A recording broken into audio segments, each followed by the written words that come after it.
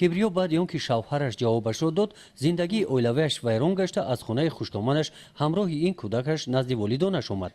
همراه شوهرش خانه خود را نداشتند، در خانه خوشتامنش زندگی میکردند. سببگار اساسی ویران شدن اویلش را از خوشتامنش میبیند.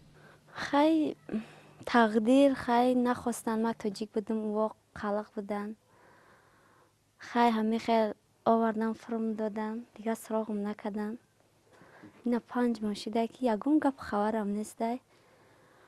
شوم باشه تلفن کردم میپرسید، بچه‌شم میپرسید. بعد خانگی شما درکش یافتن دیگه با نموندن گپ زنی نمیخوان که من قطعی همون زندگی کنم. خشتامنم قیسنگلم خسرم کار نمیگیره. آی نرفتم نه ایزکس جدا شدم نه بچه‌م علمین توری کردم نه لق پرم آوردم. انا بچه‌شون میگه که علمین توری میکنی نمیکنی من هر مو بچه‌م دستم روی میکنم. نه 5 ماه شده یک تینم روی نکرده. والدان کبریو در این حوله اجاره میشینند. آنها منزل استقامتی خود را ندارند.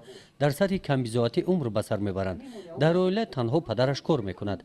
مادرش بیکار و دردمند است. آنها با امید که زندگی کبریو خوش گذرد گفته او را با پسری عمکش به شوهر دادند. همدیگرمون برازی همدیگرمون اون نغزید او شخشید ایسیم هشتمین کتاب شوندن 3 سال دفاتیه ایستادم من خیلی آوردن خیلی گرفتن بردن 2.5 سال از زندگی کردم همین خیلی شد. خریزا بودیم اگه چه باید نبودیم خریزا بودیم 2 سال در فاتیه ایستاد 2 سال در فاتیه ایستاد و خیلی بچه خیلی 5 تا 6 تا کلان گفتیم شش بتیم نموندن شوتی خیلی امروز با بردن ختم خیلی با یک کودک نخلی کردن خودنو خیلی بیام کلانو میشوه هم کلانو بچه‌ش نصیحت کنم بگه خیلی یوشای خیلی 2 سال همین دختر خیلی خشکاد ایستادی گفتی خیلی 2 سال توقت کردیم نگه بروردیم دادیم خیلی که نمیکردم واردن پرسن گفتن ایموسو جواب شد دادن دیگه ما خیلی گفتن سومی نداریم بسر پیشاکوش بریم دیگه ایستادیم خیلی کده علمینم سراغ نکیسیم خیلی دعوت دستم در کره که کبریو سواد ندارد، خوانده و نویسنده نمیتواند. او از آن پشیمان است که چرا در وقتش در مکتب نخوانده است. اگر معلومات می‌داشت امروز کاری پیدا می‌کرد و زندگیش رو پیش برده می‌توانست. شرایط نبود دادم خودش طاقت بود دادر ما داخل کردیم. عموما مکتب نخوندی؟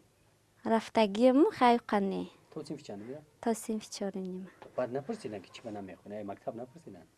نه نپرسیدم هیچی نگفتم. دیگه نگفتن که بیا بخون؟ نه قشلاق بود دیگه اهمیت ندادن دیگه من شرایط نبود دادر و مایده بود دیگه اچم ازش گرفت دیگه نرفتم.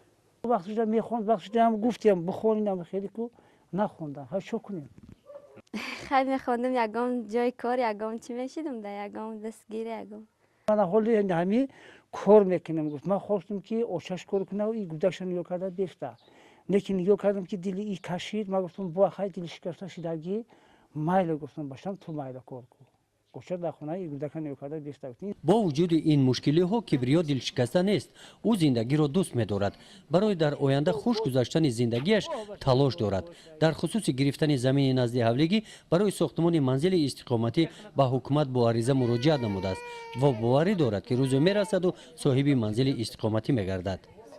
با میخوام که همین خیلی کوارتیران شدگیم همین یاردم بتن خیلی دادم کاری دولت ده 450 لیگ میگیره خیلی خمان شرایطی خمونه ایلا بود میکنه دادرم استودنت هر مودم سوم روی میکنیم با